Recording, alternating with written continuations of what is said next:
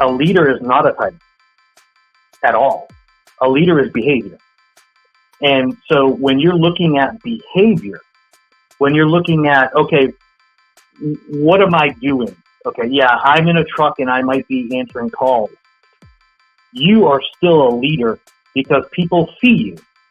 People look at what you do, look at how you act, look at what your behavior is, look at how you speak to people. And you guys are there to help your people be better. Welcome to the Waste No Day podcast, a podcast specifically for and about the home services industry as it relates to plumbing, heating, air conditioning, and electrical. More than a podcast, Waste No Day is a credo, a determination, a mindset. It is a never-ending discipline. It is a refuse to lose pursuit. It is a wake-up call every morning to waste no day. Now here's your hosts, Brian Burton and Nate Minnick.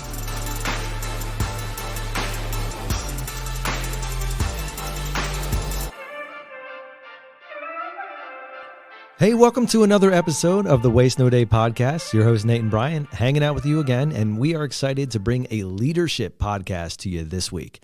Now, for those of you who are saying, well, I'm not in a position of leadership, great. That's exactly who we're talking to, both leaders who are currently leading and leaders who are in development, and everybody falls into one of those two characters, one of those two categories. So we are excited to have Currie Gauvreau join us again. He was on our podcast last year talking about water quality, and this time we're digging into his personal story to hear a little bit about what drove him to become the leader that he is and how we can apply some of those same ideas into our own lives. With that, we're going to turn to Brian for our quote and listen to some ideas about leadership. The mediocre teacher tells, the good teacher explains, the superior teacher demonstrates, the great teacher inspires. William Arthur Ward. Oh, all right. I like that. That's good. Which one are you, Brian? That's a tough one because wouldn't superior be better than great? Semantics, I guess, at this point. I demonstrate. You inspire. I'm superior. Inspiration certainly would be at the top of that list, though. Right? Yeah. In terms of like the capabilities. I'm thinking the quote, I'm thinking Mr. Ward meant to say that the great teacher was superior to the superior teacher. Yes. I think you're on the same page. Inspiring people, it opens people's minds up. I mean, when they feel inspired and raring to go, they learn easier. They learn more easily. So what were those again? It was demonstrate. It was tell, explain, demonstrate, or inspire. Yeah, okay, I like that. So I can definitely relate to the tell piece as being the lowest form of teaching because it's so easy to lecture and not actually translate or transfer information. In terms of sales, right, we fall into that category all the time, right, Brian? We're constantly telling, and you know what type of results you're going to get from that. Not good. Explaining is certainly that higher level. Demonstrating is really when you're getting engaged with your client, but inspiring them. And we did an entire podcast on the transfer of enthusiasm, which is the definition that we choose to use for sales, basically, the transference of enthusiasm. And that absolutely is inspiring. This podcast is also going to be inspiring because we're talking about a topic that is near and dear to our hearts, and that is leadership, which is something that hits home for each one of us, and I think every business that you're working in or a part of, leadership is going to be one of those foundational principles that everybody's trying to get better at, or at least should be. And we wanted to have Currie back on because he's one who's not only demonstrated his own leadership abilities, but has done a fair amount of study and experience with the topic itself. He's led in various industries and jobs that he's had, and he brings a lot of life experience to the table to talk not just in terms of telling, but also in demonstrating and inspiring. Yeah, he's been through multiple different things that would make him qualified to talk about leadership, including playing college football, military, law enforcement, vice president of a business now, trainer, presentation trainer, Success Academy trainer. Maybe we'll have to ask him, but he rose through the ranks in Success Academy as well. Sure did. Which is the education arm of Clockworks, created by Jim Abrams and Terry Nicholson. But yeah, he rose through the ranks there, and then now is vice president of a water treatment company. And seems like he's been around quality leadership or been quality leadership, I don't know, probably since before Nate was born. That's a fair assessment. Certainly you were alive, Brian, but I definitely was. Youngin'. Yeah, I thoroughly enjoy all my conversations with Currie. I loved when Currie was on the show the last time, talking about the need for water treatment. And this is going to be a great episode. So with that, and without further ado, we're going to put Currie Gauvreau in your passenger seat to discuss the concept of leadership.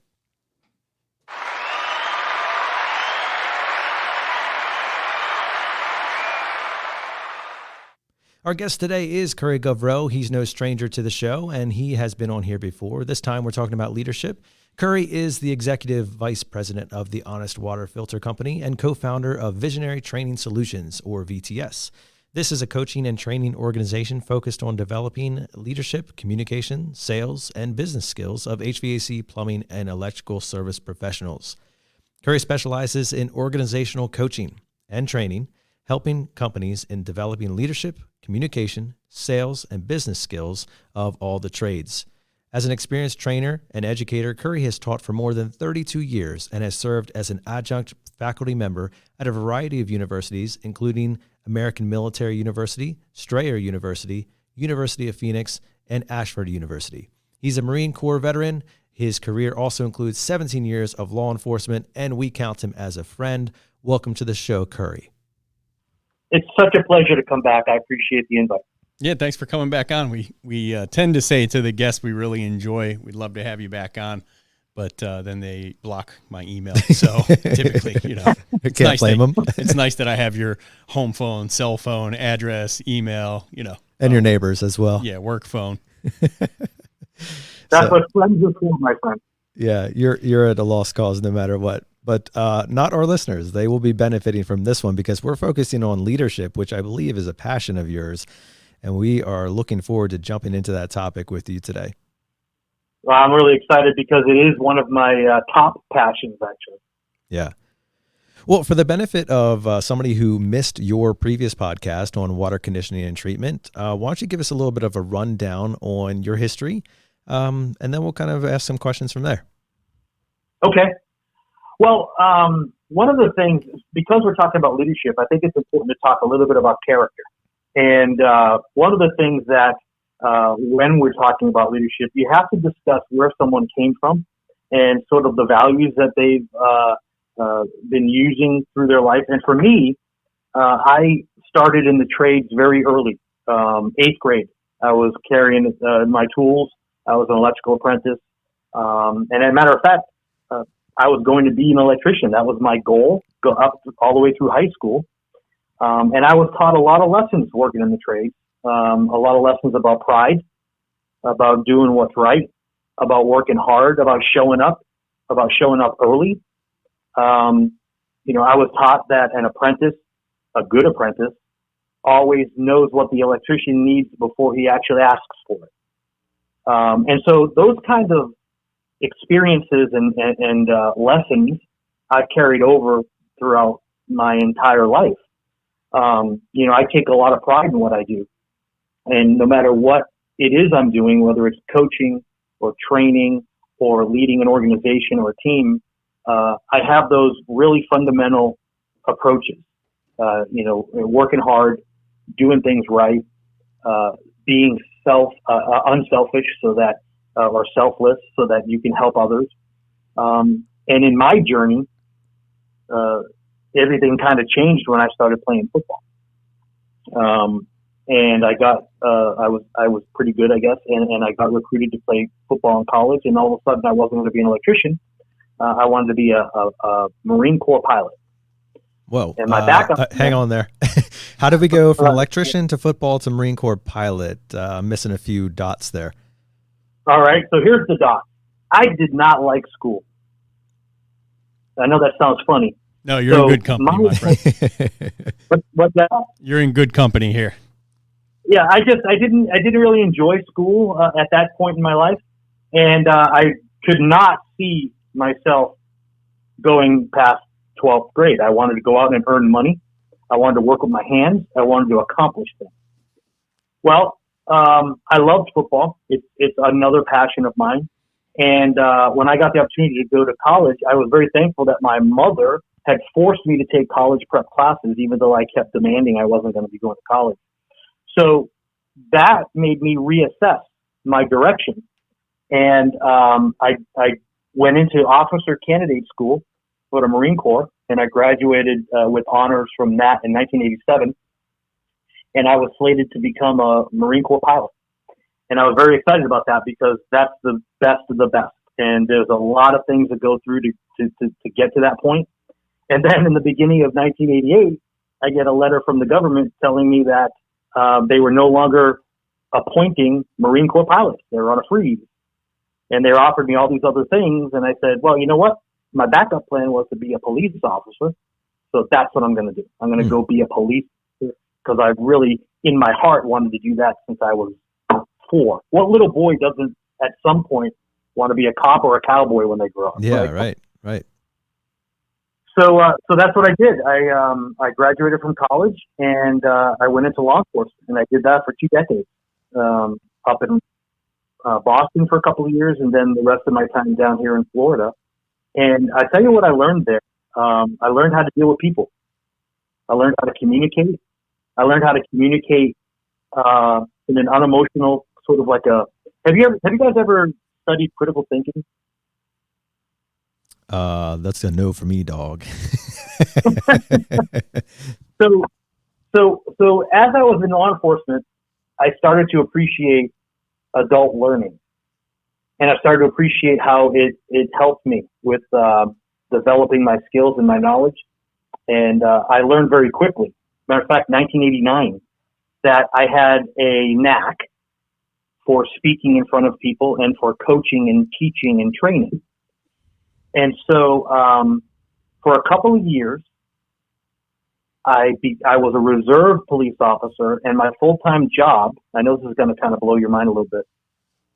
I worked as a stockbroker on Wall Street. Really? Wow.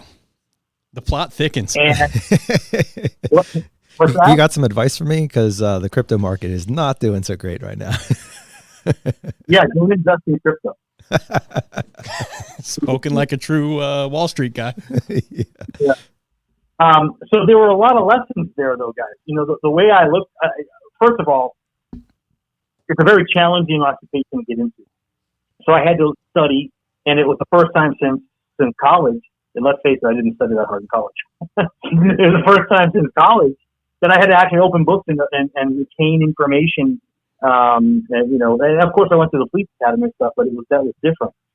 So I did that for a couple of years, but I really missed law enforcement. But what that taught me was how much I enjoyed training people, helping people to gain information and then implement that knowledge to change their behavior to become better. And that's really sort of changed the direction of what I was doing. I went back into law enforcement, and I did training from that point on. I was a field training officer. I was a sergeant. I was a lead instructor at the police academy, and I went and I got my master's degree. And I started teaching at the local community college and moved my way up there. So I've always had multiple jobs. Currently I have 4. I work for 4 different organizations. And it's just one of those things. Remember I told you when I was in 8th grade, I was taught that working hard was the key to success. And everybody says, work smart, blah, blah. Yeah, but it's still work. And so you have to have the drive. I don't know if this is appropriate, but money drives me and fear drives me. I push that out a little bit about the fear. The fear of being seen like I failed something. Right. I've always been a high producer. I've always been one of those guys that when I did something, I focused very hard and I performed at a high level. And you get to the point where that becomes habit forming. It's almost like a rush. When you accomplish something and somebody says, dude, that was awesome, that's my reward. But it takes a lot to get to that point. We talked about here in our building before, do you love to win more or do you hate to lose more? Which is it with you? I hate to lose. Yeah. Yeah, it's incredibly driving. It really is. And, a lot of psychologists they'll tell you that's an unhealthy way to approach things. But you know what? I'm successful, and I'm not changing at 54 years old.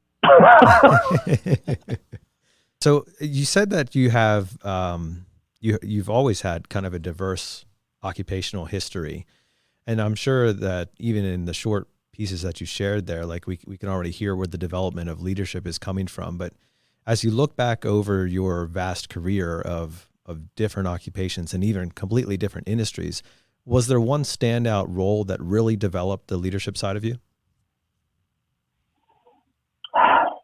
Yeah. So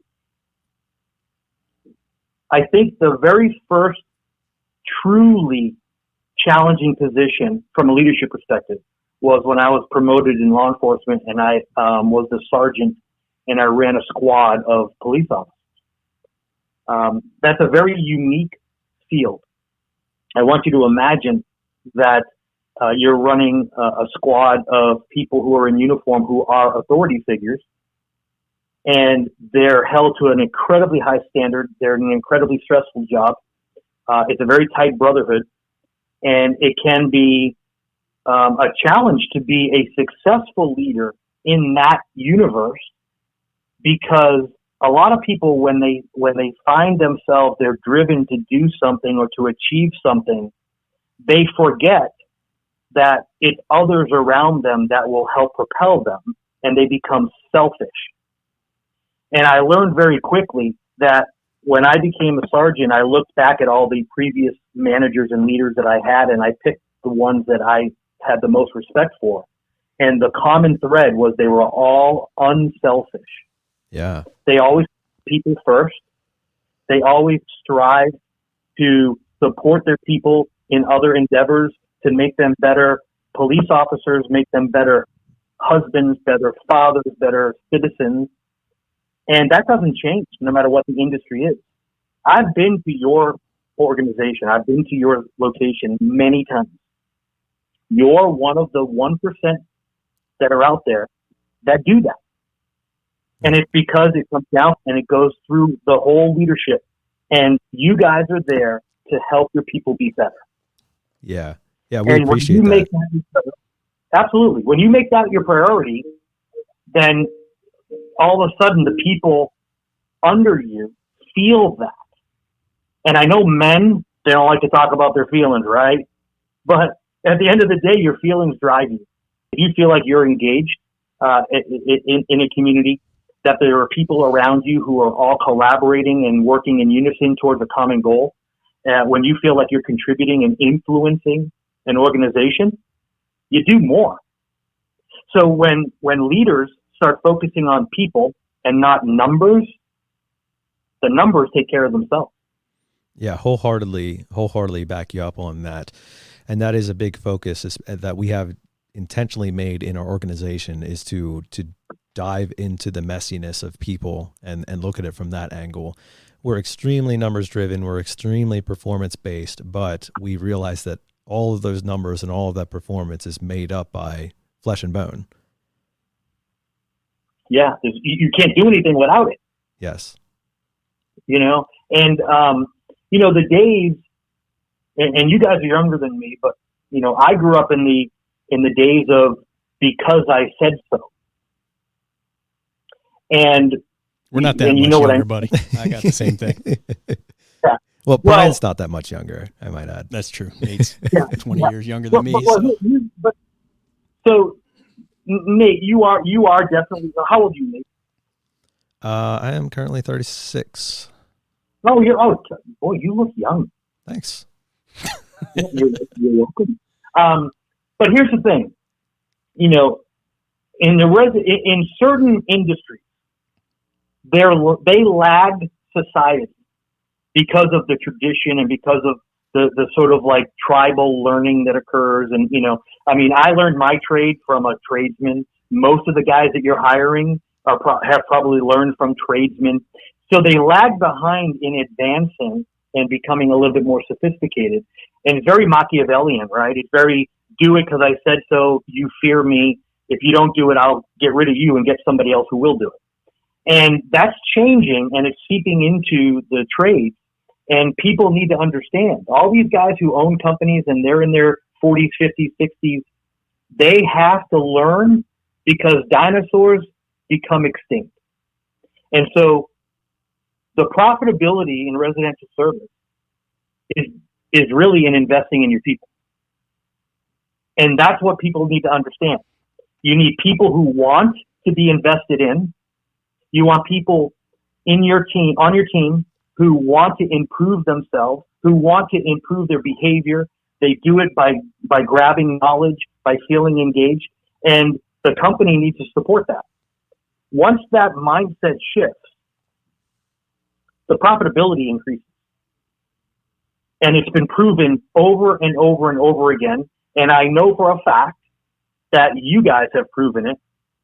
You're like the textbook model on how to run a company, grow a company, be as profitable as possible, and retain talent. Well, I appreciate those kind words, Currie, and you're certainly setting the bar high for us to continue to live up to, and we'll do our very best to make sure we are shooting for that. And I want to go back to something that you mentioned there a minute ago, which is how tradespeople are trained by tradespeople or trained by tradespeople.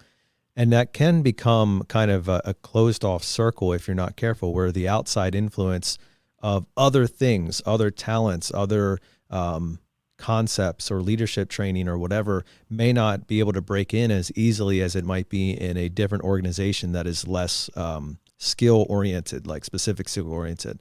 And if there's one thing that we hope this podcast is doing, it's bringing a light into the darkness in terms of exposing our listeners to different ideas, exposing them to what we think is really, really good things about the industry or things that the industry is lacking. And so we hope to continue with that. And that's another reason we want to have you on, because we want to be speaking to the leaders in the trucks right now that may not have a title, they might not have a position, but they have the raw ingredients of greatness within them.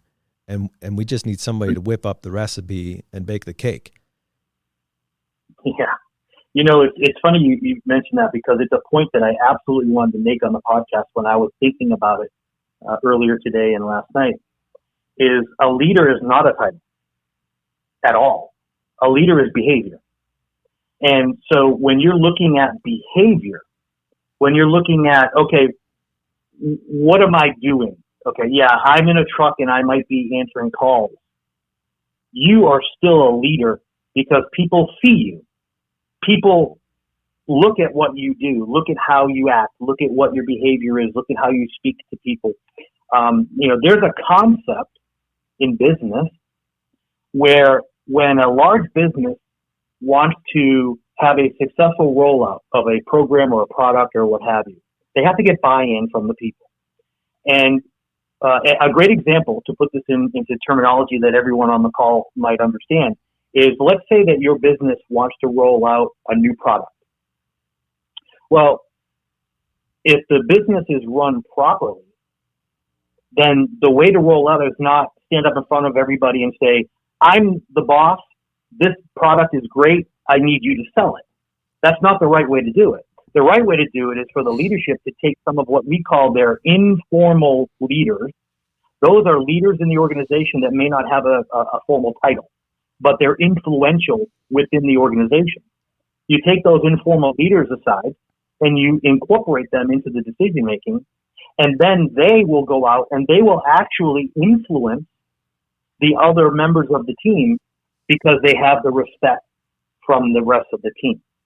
So informal leaders are critically important in any organization, and you become an informal leader by behaving the appropriate way. 100% on that one, Currie. In fact, to kind of paraphrase something that one of our managers here, Mike Vavrick, says a lot is behave yourself into a position before you have the title. And I think that's so well said, right? Like you conduct yourself like you have that title. You relate to people like you have that title. You TCOB like you have that title, and you clean up like you have that title before the moniker is ever presented to you. You have existed your way into the responsibility, and then when the role comes, when the name tag appears, you're ready to go, and it's not this massive leap. And it's obvious who's going to be right for that position because somebody's already doing the work. Right. It's interesting because when the formal title comes, your behavior ends up not having to change because you're already doing it. Exactly. Right. You just get a little bit less responsibility. We should say that the acronym TCOB, that means taking care of business, because our dispatcher Julian today did not know what that meant when we were talking about it earlier. Well, it's interesting because, my wife and I, we've been together since 1989, and we have two sons. Our oldest is 26 and our youngest is 23. And the 26-year-old, we actually had a discussion, or an ongoing discussion. So he's a business consultant in Washington, D.C., and he works for one of the major consulting firms for the government. And the perspective of younger adults is, well, if you want me to do that, you need to pay me and give me a title and make me in that position.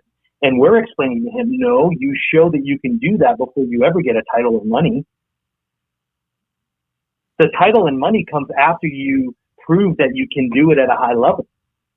So they're going to let you take on more responsibility. They're not taking advantage of you. They're letting you show them that you deserve the title and the responsibility and the money. And by the way, leadership pays. Would you guys agree? Agreed. Not necessarily in finances, right? No, absolutely. It's in fulfillment. Yeah. Right? It's, and look, if you're good at what you do, you take pride in every single stop you make. You take pride in every house you enter, right?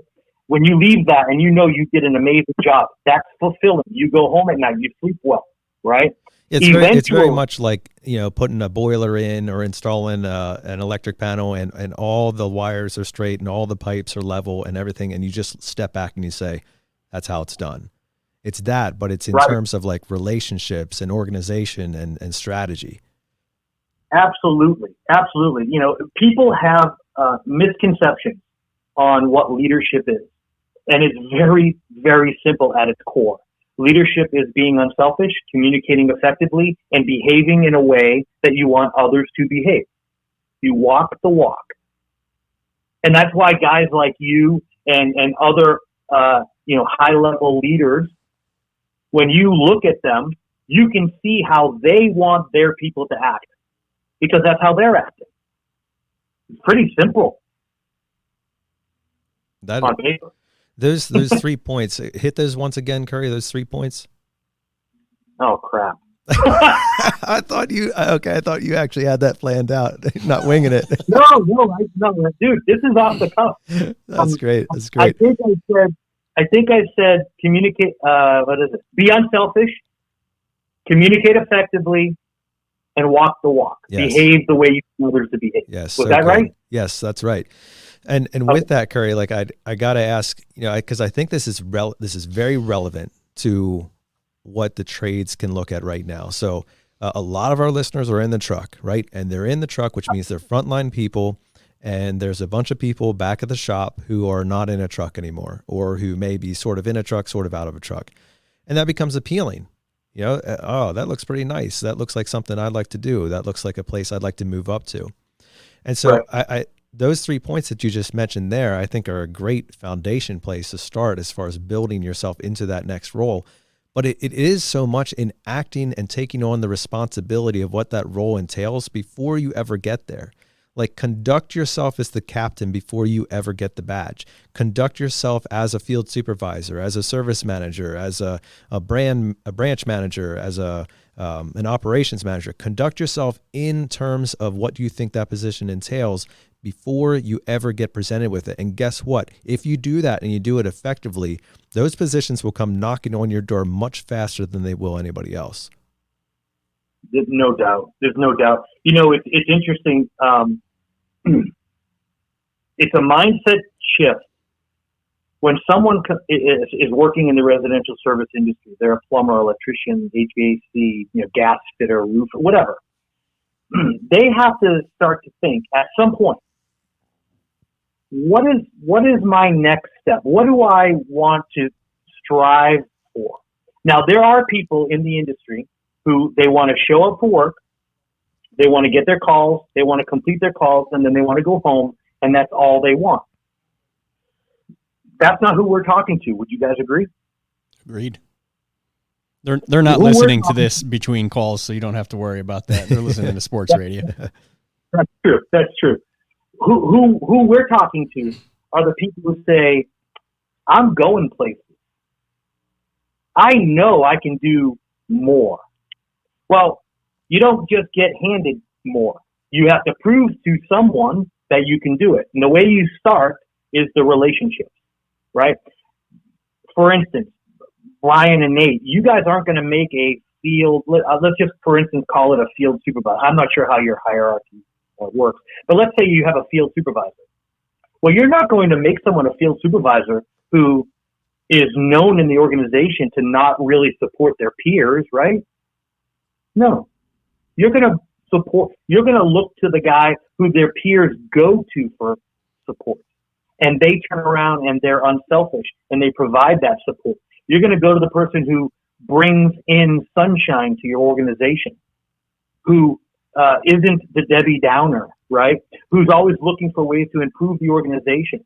I'm going to tell you, my most successful stints in business have always been positions where I actively sought out more responsibility.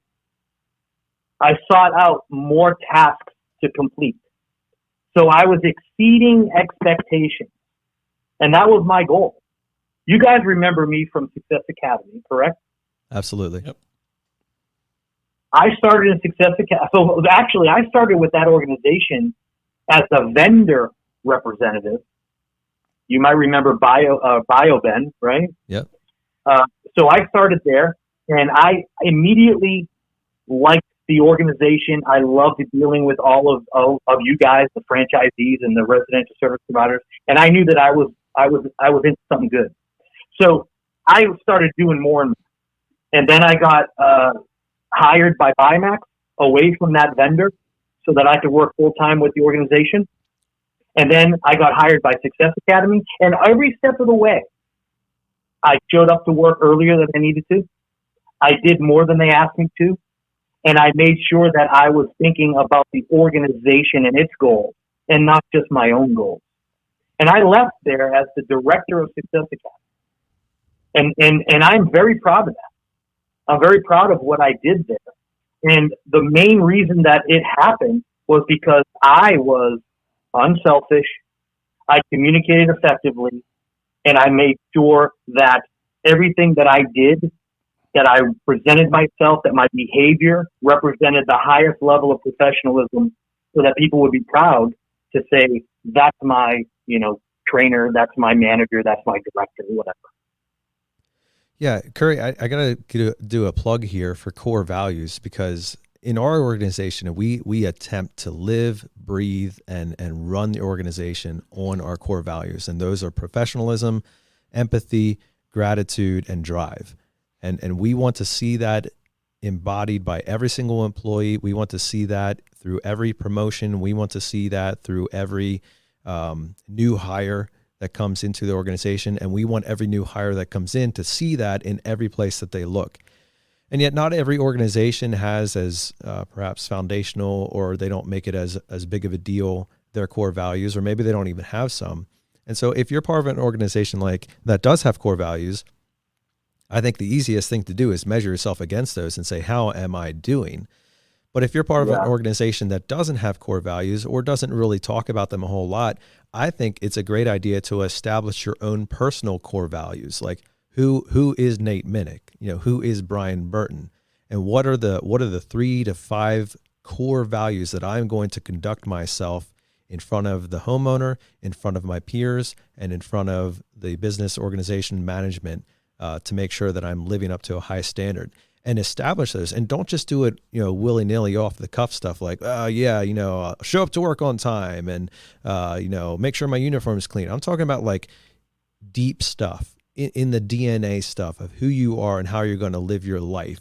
And if you hold yourself to those standards and you set yourself a high bar, you will naturally place yourself into a position of leadership, or leadership will start looking at you and saying, I think we got something here. Yeah, I love that, and it's advanced, Nate. That's advanced for an organization to have core values that they hold people to. That's advanced, whether we want to agree with it or not. Think about, okay, do you think that the majority of residential service providers have presented core values to their team or not presented core values to their team, right? Yeah. And I can tell you, I've been to thousands across the country over the years. They don't. That's not something. It's not in their DNA. So the best organizations will do that, and it gets more out of their people. Their people are more fulfilled. And when you start talking about drive, and you start talking about empathy and professionalism, and all of these things, at the end of the day, what the guys and girls have to do when they're on the team is they have to want to be better than yesterday. And I had a saying in my training, look, if you want to be successful in life, you have to always be moving, right? When you stop moving, that's when you stagnate. That's when things start to wither and atrophy and you don't progress. You should always be doing something. And so my statement in class when I teach people or coach people is you don't have to be perfect. There's no one's perfect. There's been one perfect person in the entire history of the world, and you don't have to be perfect, but you have to be better than yesterday. So how do you do that? And it's all about cognitive thinking. You're consciously making decisions about your behavior that will put you in a better place to help others. And when you do that, you're a leader. Yeah, it's a Ken Goodrich saying that I got from working for him for several years was, you can be green and growing or brown and dying. There's no such thing as standing still. Yeah, it's true. I mean, and you know what? It takes work. But I think we can all agree that work is easier when it becomes habit. And the way that you make something a habit is you do it over and over again. And that's with anything, right? Anybody can do anything. They just got to do it one time and then do it another time and then do it another time and never stop. And then you can accomplish anything you want to do. But it takes thought, right? It takes conscious thought. And a lot of people don't go that low. Like talking about behavior is not something that men in particular are overly comfortable talking about because it has to do with feelings sometimes, and that's kind of wussy or whatever. But the reality is, if you're thinking about, okay, how am I being better? What can I do better? How can I improve? What can I do? Start with others. Help others. And your leadership journey will just expedite.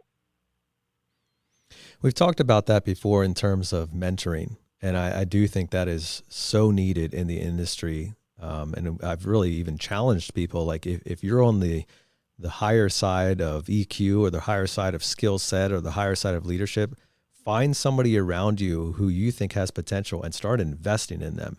And the flip side of that is if you're newer or you're trying to learn, you're trying to find your way, or you just simply need a direction, find somebody who looks like they know what they're doing and ask them to mentor you.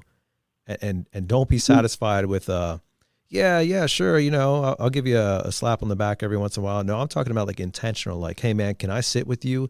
Hey, man, can we meet like once a week? Hey, man, can I ride along in some of your calls? Hey, man, can you help me out with this thing that I'm trying to do right now? Hey, man, what's your thought on like this when this happens and the customer says this and that? Getting that type of coaching, that type of real life stuff that matters, conversation, technique, strategy, that can be game changing. And Brian, you often talk about how a coach or a mentor is hitting the fast forward on life. It's bringing the future to the present. Like you're reaching out in time. You're going down the timeline and you're saying, that's the better version of me that I want. And that's the thing that I think I can get to. And here I'm going to bring it forward by asking somebody about their advice of how we can make that happen right now.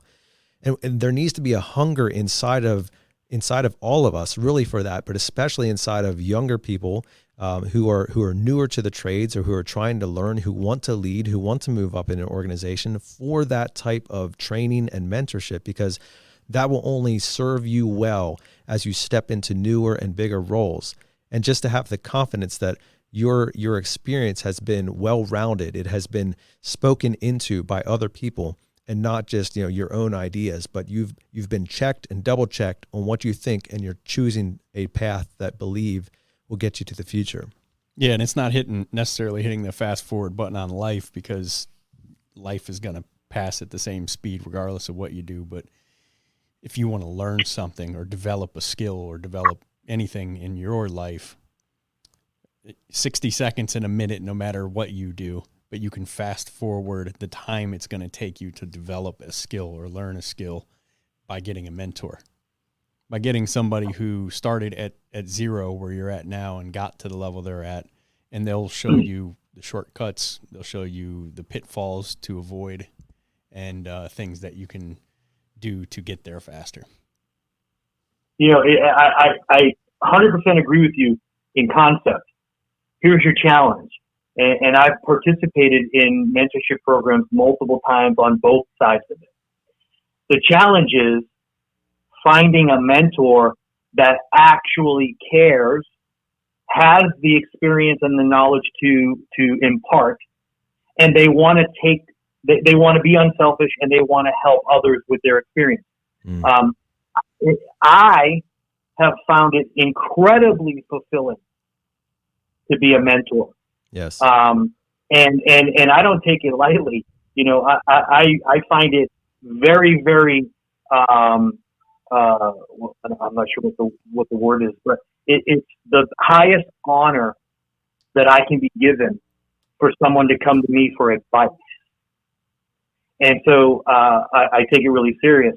I've had people come up to me, on two separate occasions, and this is a dramatic thing. I had a guy in, I want to say San Antonio, after a 2-day training, come up to me with tears in his eyes telling me I changed his life.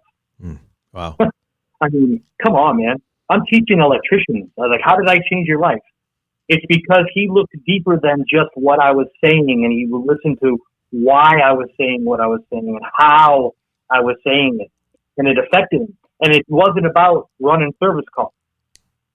It was about life, right? It was about how you approach life. And so to your point, if you can find someone, and I've always felt this way. Look, I was an athlete. When I looked at, if I wanted to accomplish something, I would find someone who's already doing it and do what they do. But it's incredibly helpful if you can then talk to them and go, hey, it must have taken you X amount of years to be able to do what you do at the level you do it. Can you help me avoid some of the pitfalls you experience? And now you're going to get up to speed faster, but you got to find the right person. And that's the challenge, finding the right mentor. All right, Currie. So let's be real here. So I don't disagree with you that there is a lack of mentorship. In fact, I think that's what I was kind of saying, like we need more of that. But there may also be a lack of actual mentors, like good people.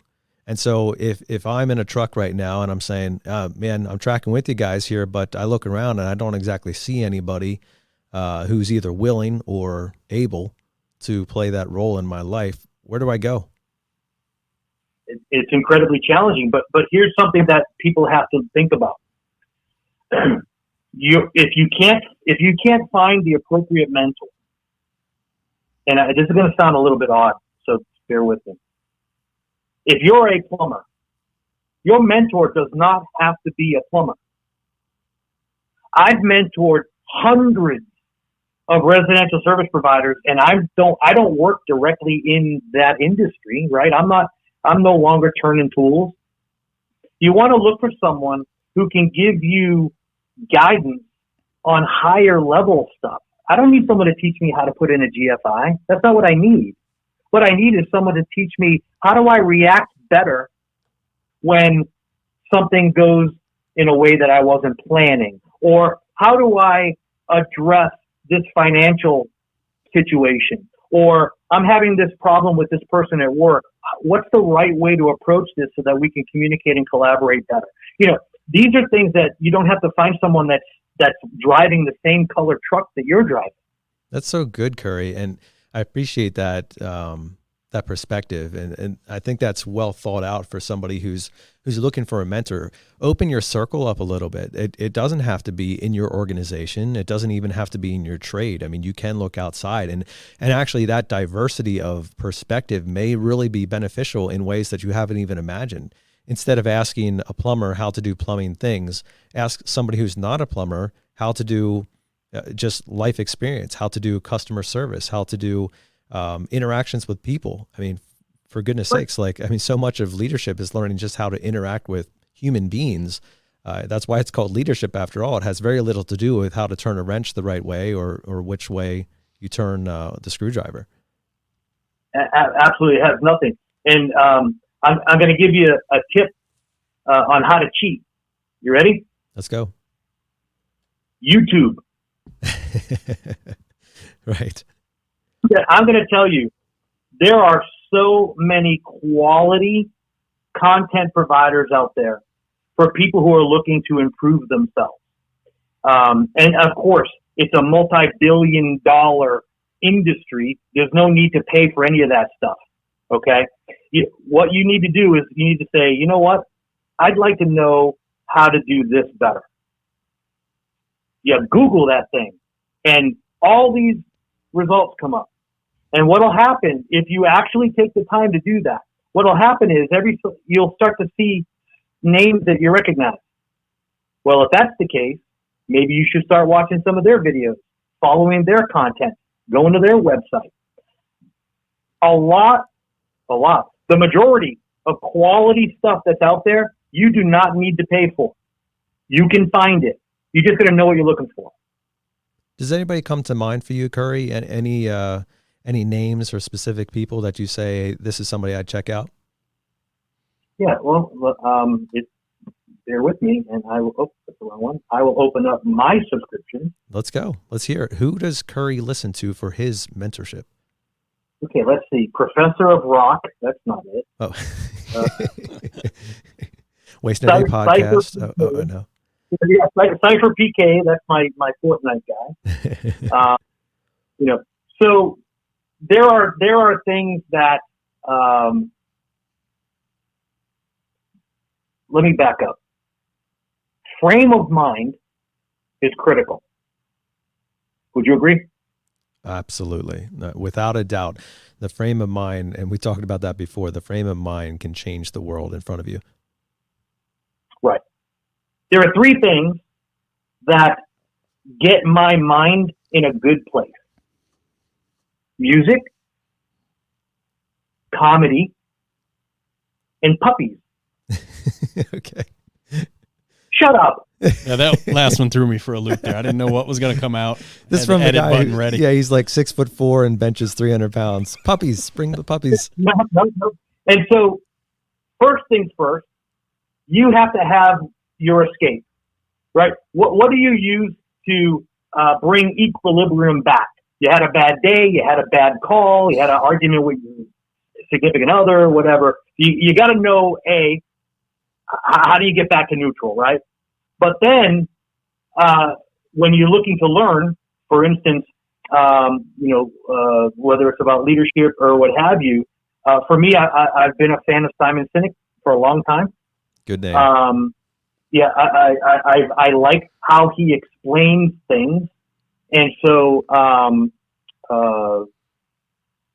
he's someone that I have followed for quite a long time. I've read things and watched videos and whatnot by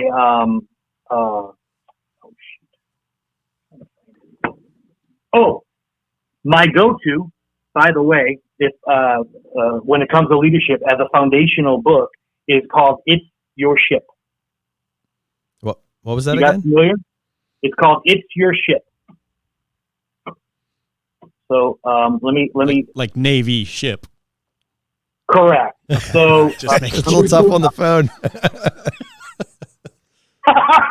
Like, how am I going to bleep the title of a book? For Pete's sake, what's he doing? oh my God.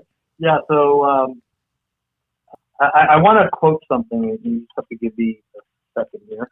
You know, I do a quote for every episode, and as I was thinking about a quote for this episode, it's easy to like search for quotes and just find quotes on the internet, but I tended to like to use quotes from books I know, or quotes that have actually helped me at some point, or most certainly by people that I follow and study. And Simon Sinek is one of those people for sure. And I remember him, he did I don't know where the talk was that he was doing, but gave a speech about leadership.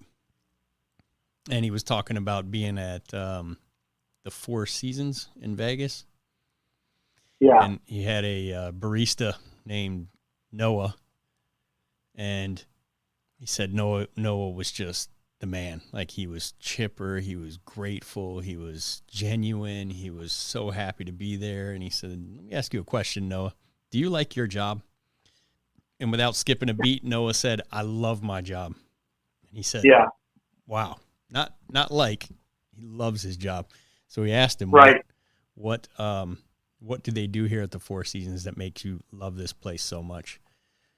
And he said, every time I see a manager, they're just full of enthusiasm. They ask me how I'm doing. They ask if I need anything. They thank me, and then they're on their way. And he said, not just my manager, but any manager. And he said, I also work at Caesar's Palace in Las Vegas. And he said, at Caesar's Palace, I'm a completely different person, because there, if you see a manager, they're trying to figure out what you're doing wrong and find a reason to correct you or find a mistake to blame on you. And there, I'm very quiet and very timid and just trying to get through my day. And it was great because I don't know that there was necessarily a usable quote in the video. But the whole clip was usable in that he was saying this to prove a point that the environment is created by the leaders. It's not created by the employees. So if you have a crappy culture, leaders out there, there's a real good chance that you're the cause of it. It's not necessarily always the case, but there is a very good chance that if there's the lack of positive culture, lack of gratitude, that it's from the top down. 100%. And I could go on for years talking about my experiences with organizations that could do so much better. But I want to give you guys two resources that I use, and I was able to pull them up so that I could speak to them directly. The first is, if you're looking for someone that you're like, oh man, yeah, but there's so many people, how do I know who to follow? Please jot this down. There's a website called globalgurus.org. It's global, GURUS.org. They list the most influential current leaders in the world. And just so you know, guru number 1 is Simon Sinek. Guru number 3 is John Maxwell. I'm sure you've heard of him. Yep. Mark Sanborn's on here. Liz Wiseman. So there's and it goes. I'm not sure how many there are here, but this is a great start for anybody who's saying, okay, well, give me a name. But that's where you start. They're the world's top 30 leadership professionals. But I want to talk to you about this book, and here's why. I guess, and this is where I struggle a little bit. I guess I'm a leadership expert because I've been doing it for a long time, and I've been teaching and training and mentoring people on leadership for a long time. This book touched me, and I don't mean in a bad way. This book influenced me, and it influenced my training and my content. Okay? And it's called It's Your Ship. The author is a Captain Michael Abrashoff. Michael Abrashoff. And the premise, just so you understand, is he was assigned the USS Benfold. He's a Navy captain. He was assigned the worst performing ship in the Navy. And he immediately went to work. And to give you an example of the book, and it gives you real life examples, but they have underlying value reasons. So he has his first meeting. He boards the ship and has his entire officer team in a meeting right before chow. They have a meeting, and then it's time for them to go have chow. They go down to the mess hall, and all the leaders, all the officers get in line, and they're going through the things first, and they start looking around for the new captain. Guess where the new captain is, guys? Back of the line. He's in the back of the line eating after his crew. That was the last time any of the officers on that ship ate before the crew ate. Is that a powerful lesson? It sure is. And I think that kind of backs up that everything that we've been talking about, and even those concepts that you mentioned earlier. Leaders lead in the way that they want to see their people lead, and they are selfless. Yeah, it absolutely is. And so I've summarized Captain Abrashoff's book, and I've highlighted some of the key points that I love to bring up in my leadership training. Do you mind if I give you a couple of quotes, a couple of examples? Hit us. The first one: you can never go wrong if you do the right thing. Huh? No kidding. How about this one? Here's the result. Captain Abrashoff, started doing exit surveys, or not doing, but reviewing exit surveys about why people were leaving the Navy. Now, most people would assume that it was low pay. Would you agree? That's what most managers assume when people leave. Correct. Low pay was actually the fifth reason, the fifth most popular reason why people left. Listen to the top four. This is going to blow your mind. The top reason that people were leaving the Navy was they were not being treated with respect or dignity. The second reason was, and this is unbelievable, they were being prevented from making an impact on the organization. Being prevented from helping the organization. Number three, not being listened to. I think that's a common human thing. And here's the fourth one, and this is the one that you guys really should focus on. Not being rewarded with more responsibility. Not being asked to do more.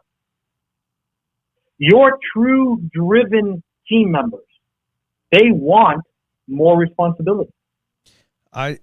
So I'm processing through that here, Currie, and I hope that's the case. I hope that is the case. And we want certainly people in our organization who are looking for more. And yet as a leader myself, it doesn't always seem to play out that way. So speak to leaders who are in their current roles right now. Like if they're looking around and saying, Currie, I don't believe that, man. I don't see anybody around here who's looking for more to do. What do you say to that? It's not more to do.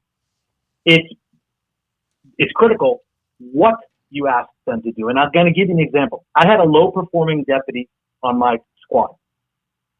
He was a retired Air Force guy, very, very low-key, very, very kind of quiet, nice guy. But all he wanted to do was traffic.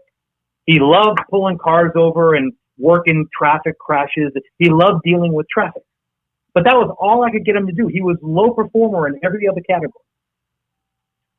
Well, we ended up having a new system installed across the organization that had to do with driver's licenses and corroborating that information with other databases. Well, every squad, the sergeant had to compile all the data and send it in to the people running the program. I called in Sean, and I said, I have something I need you to help me with that's going to really help our squad. He said, what's that? I said, you know this new driver's license program, blah, blah, blah? He goes, yeah. I go, I want you to lead it for our squad. His eyes lit up. His face, he smiled. He goes, really? I go, I want it to be you. I want you to be the face of it. I want you to own it. And I'll help you in any way I can, but I want you to take this over. He left that room on a cloud because think about this psychologically. Now, A, he has something that he's responsible for that he can put his stamp on. B, I'm showing him that I have faith in him. That I believe that he can bring more to our team. And he crushed it. He absolutely crushed it. And Nate and Brian, to your point, not everyone's going to be that person. But on the people who are driven, on the people who do want to contribute more, with the people who want to influence the organization, no matter what their position, see what they will do. Ask them to do something else for the organization. And I'm not saying, hey, I need you to run this call. That's not what I'm talking about.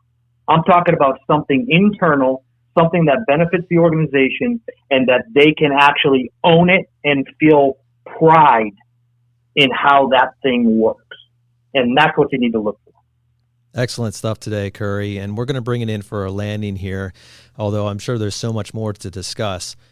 But the thing that we want to wrap up here is kind of around the topic that we've been talking about, which is preparing yourself now for the leadership that is to come. And if you could kind of take all of your experience, not just outside of the trades, but in the trades specifically, and you say the thing that you saw lacking in most technicians, plumbers and electricians, in all the shop visits that you did and all the ride-alongs and hanging out with people and all that, the thing that you saw lacking the most in terms of leadership development in the frontline people, what would that be, and how would you coach them on growing in that area? Wow. So there's a common challenge in any leadership curriculum when you bring people together, whether they're already formal leaders or they're up and coming informal leaders, and it's their perspective. They have to change their mindset to doing for others. And, you know, this is not a spiritual thing. I don't want you guys to be confused. I'm not preaching. Okay? I'm telling you the truth. You know, when it comes to leadership, you truly have to behave in a certain way. And part of that, under that umbrella, comes your core values. So I know you talked about empathy. The one core value you guys mentioned that I felt needed more definition was professionalism. Okay. I think that needs to be a little bit more defined. What constitutes professionalism, right? Empathy is fairly self-explanatory. What were the other two? So we call it pegged. You have to be pegged to be part of our team. It's professionalism, empathy, gratitude, and drive. Okay. Gratitude, drive, empathy, they're very, very self-explanatory. Would you agree? Absolutely. What does professionalism actually mean? Does it mean that you have to have your shirt tucked in?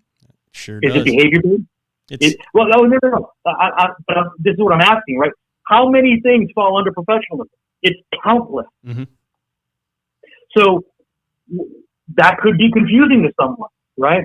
At the end of the day, you know, I think what I have found, and again, analogies work really well, right? But you know, I'll go back to the book. It's your ship, right? When you talk about behavior, here's a great question. If what I'm about to do appeared on the front page of the Washington Post tomorrow, would I be proud or embarrassed? Like, how does my behavior reflect on me? How does my behavior reflect on my organization? Should I change it? You know, show me an enthusiastic leader and I will show you an enthusiastic workforce. Well, you know what? In order to become an enthusiastic leader, you have to be part of an enthusiastic workforce. Leaders create other leaders. Absolutely right, Currie. I appreciate all the wisdom you've given today. And our audience will certainly ask where they can reach you, where they can find you, get a hold of you. I know where we can. Is there, you talked about mentoring hundreds of home service people, right? I'm assuming you mean technicians. Yeah, technicians, believe it or not, one of the things that I took pride, and I'll brag a little, I guess, is that I was comfortable sitting down and coaching or training or teaching or mentoring or whatever, anyone in the organization, from the owner all the way down to that part-time parts runner in the back, right? I feel like I can communicate with people at all those levels. And so from my perspective, the reason that I can do that is because I'm very transparent. I'm very direct. You guys know that. That comes from, sort of like being a cop for all those years. I just say it like it is. And, I don't mean to hurt your feelings, but sometimes truth hurts. But, for me, I think that what people have to look at is what are you trying to get out of that communication, right? So when you're talking to a mentor, or if you're talking to, me, or you're talking to whoever, it doesn't matter what level you are. Like Brian or Nate, if you guys talk to me and you were telling me about things and this is how things are going, and boy, you wish you could, overcome this, we could have a dynamic conversation about that. And if a guy called me and said, hey, I'm working, I'm fairly new to the team here under Nate, and, I listened to your podcast, I really liked it. Do you think that I should blah, blah, blah, blah, blah? I'm perfectly happy having that conversation too. So when you're in a position where you can use your experiences to help benefit others, that unselfishness has to drive you. And so, people, I answer, well, I don't always answer the phone. I sometimes screen it. I'm sick of people trying to get me to buy a new warranty for my car. But the best way, if someone wanted to reach out to me, I think that was your question, Nate, they could reach out to me at my business email, which is Currie, Currie, at honestwaterfilter.com. And I don't know how much time you have in terms of people reaching out to you, but I've personally found you to be, yes, very direct, but I've never felt offended, if for lack of a better word, by anything you've said. Everything you say, even when you're being forward and direct, is always feels like it's for my own good or for the good of the person that you're speaking to. And we've hung out on, I don't know, dozens of occasions now at this point. But I encourage people to reach out to Currie, and wherever you're at and whatever you're looking to do, we're talking about somebody who went from high school to play college football to the Marines to straight to the academy, right? Straight out of the Marines? Yeah. To the police force, to keep going. Yeah. I mean, and I've done a lot of things in the private sector. I'm currently the executive vice president of a national water filter distributor. But Brian, one of the things that I think is really important that people understand, especially when you're talking to me, and I think you appreciate this, you can't fake sincerity. And when people know that I sincerely care, then the words that I say aren't as sharp. They know that it comes from a place of wanting to help. And there are times when, men can be prideful. I know you guys know that. Women can too. People can be prideful. And when you're looking to develop yourself, sometimes your pride has to take a back seat. Definitely. Pretty much always when you're looking to develop, because if you're going to develop, you have to say that I'm lacking in this area. And the least developed human beings on this planet are more times than not the most prideful human beings, the people that as David Sandler would say, they don't have 20 years of experience. They have 1 year that they repeated 19 times. They tend to be the most they tend to be the most miserable, the most prideful, and the least developed people, because they just they curl up in a ball and fold their arms and say, I'm not moving. I love that.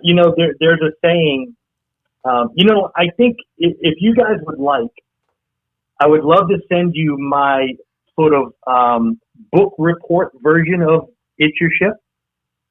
I've highlighted stuff in there, but what you just said is really interesting. A guy 20 years, but 1 year of experience and repeated it 19 times. And something that's really important for people in the workforce to understand is we're moving away from the importance of seniority and moving into the importance of performance. So, a good leader says, give me performance over seniority any day of the week. And so when you're looking at things from that perspective, it's about doing what you're good at, but doing it in a way that supports the team and the organization. When you refocus, sometimes the numbers aren't what you should be focused on. Guys, we talk about metrics all the time, right? Average ticket, upsell, closing, all these metrics, all these numbers. And the reality is those numbers are derived from intangible stuff: attitude, mood, knowledge, skill, stuff that when we put it all together in a big bowl and we mix it all up, what comes out? And what comes out is based on the culture that bowl is sitting in. Explain what you mean by what comes out is the culture that the bowl is sitting in. You mean that what comes out being like the number average ticket is a mix of all those things, or? Yeah. So I want you to picture like you have all these variables, but if you don't put it in the oven for the right amount of time, you're not going to get the cake you expect, right? Mm-hmm. Well, if you have the most amazing technician and he works for a crappy organization, is he going to perform at a high level? No, most likely not. Most likely not. But what's interesting is you could take a mediocre technician and put them into a high-performing culture, and what will most likely happen? He'll either drop out or move up. Yeah, and 100%. So they either leave, the culture breaks them, like it's just they're not a fit, or they become very high-performing individuals. No doubt. My team, when I was the director of Success Academy, my team would cringe. But when we would hire or interview new people, one of the statements I would make was, at Success Academy, we eat our young. And they're looking at me with this crazy look, and I go, if you can't keep up, you won't be here. Can you keep up? Because my mantra, in that environment was, you need to have some pace to you. You need to perform at the level that this team expects, right? And so a good technician, when they sit down and interview with you, they should be interested in more than money. They should be interested in, hey, what advancement opportunities are there? What educational opportunities are there? What's your culture like? When someone stays for a long period of time, like they should be asking higher level questions than, how many calls do I have to run and how much money do I make? When they start asking those questions in your interview, guys, you got a good one. Absolutely, Currie. And we this is the type of person that we're typically looking for. We were actually just having a conversation earlier about potentially promoting somebody to a team leader role in the first quarter of next year. And when he was approached about the role, the first thing he said, being a field supervisor, team leader here comes with getting off the on-call rotation. It comes with the ability to make a bonus monthly based upon your team's performance and other pretty cool perks of leadership. And I just asked him point blank, what would you think about potentially being a team leader, field supervisor? And the first thing he said was, and this is somebody we thought would possibly say no, because he's somebody who likes to, you know, on his weekends to be done and ride his jet skis and just go have fun. But he's such a valuable asset to the team. He's so positive. He's a cheerleader for the company. He's somebody that everybody calls when they need help already.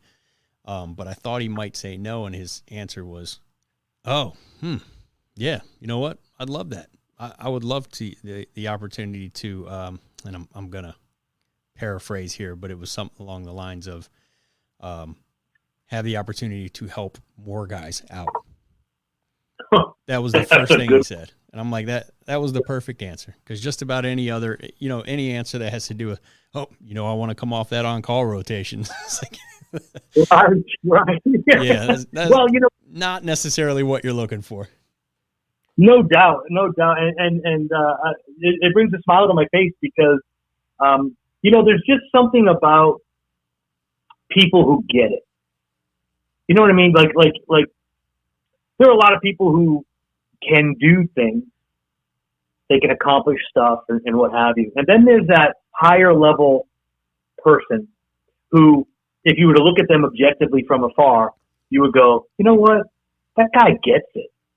He gets it. When I was younger, they called it squared away. I don't know if they still use that term. I was very proud of people describing me as squared away. It's a military term. It means that everything is right. Uniform's right, behavior's right, context is right. I was very proud of that. I was very proud of being a young man who people looked at and went, that's the kind of guy I want my daughter to marry. You know? And so when that candidate responded to you with that saying, that's telling. I mean, that's really incredible. Yeah, and probably by the time this episode airs, he may very well be in that position. But for now, we will not release his name just in case. There you go. Well, Brian, one of the things that you may or may not be aware of this, but we started a company called Visionary Training Solutions. And the premise is we want to offer opportunities for development, education, coaching. And one of the programs that I have developed, I actually did it because someone engaged me and asked me to put on this leadership forum or a seminar right before COVID hit. And so ever since COVID, we haven't done it yet, but it's called Intentional Leadership. And the premise is you or people who attend are going to leave there with conscious thought on how to be a better leader every day. It's intentional. It's not just going to happen by happenstance. It's going to happen by intentionally thinking about behavior, intentionally thinking about the words that you use, intentionally being unselfish. And that's how people have to approach leadership, whether it's formal or not. They have to be unselfish and communicate effectively. Absolutely. And that would be a pretty good one to go out on. Definitely hit us up once you have that up and running, and we'll be happy to share it on the podcast and have you back on again just to talk about that. Sure. We appreciate you coming in, Currie. Man, it's always a pleasure. It's always so much fun to talk with you guys. Every time we talk, it goes so much longer than I expect. Yeah, we're definitely for the idea of having you as a regular guest, and I'm sure when this airs, our audience is going to be saying the same. So thanks for calling in today, Currie. I'm looking forward to doing one of these in person, and hopefully I'll see you soon, buddy. Absolutely. Thank you very much, guys. You guys have a great weekend. Happy Friday Eve. You too, buddy. Man, what another great episode with Currie, this time on leadership. And he's just a wealth of knowledge when it comes to talking about developing that skill and turning something within you on to like push into what could be there, turning it into something more than just everyday life. And that's something that we want to reflect upon here is as you look at your days, you don't want to just keep doing what you're doing. Like status quo is not okay. Just going along is not okay. Waking up in the morning and doing the same thing you did yesterday, it's not enough. We need to be getting better. We need to be developing. And I appreciated Currie's advice and techniques in speaking into that topic and making us better. That's something that we're trying to do here personally. It's something that we're trying to encourage you to do as a listener, and it's something that we are all about here at our particular business. We hope that you're working for a business that is also driving you to become a better leader, and even if not, we hope that you are challenging yourself to take on that same subject. That's it for this podcast. We hope that you've enjoyed it. Make sure you leave us a review. We're always looking to get better and to get bigger. If you have topic ideas, we'd love to hear about what you think we should be covering. And we always appreciate you sharing and spreading the good word around. As always, we challenge you to not only grow in your leadership, but to grow in your desire to make every single day one that you choose to wake up and waste no day.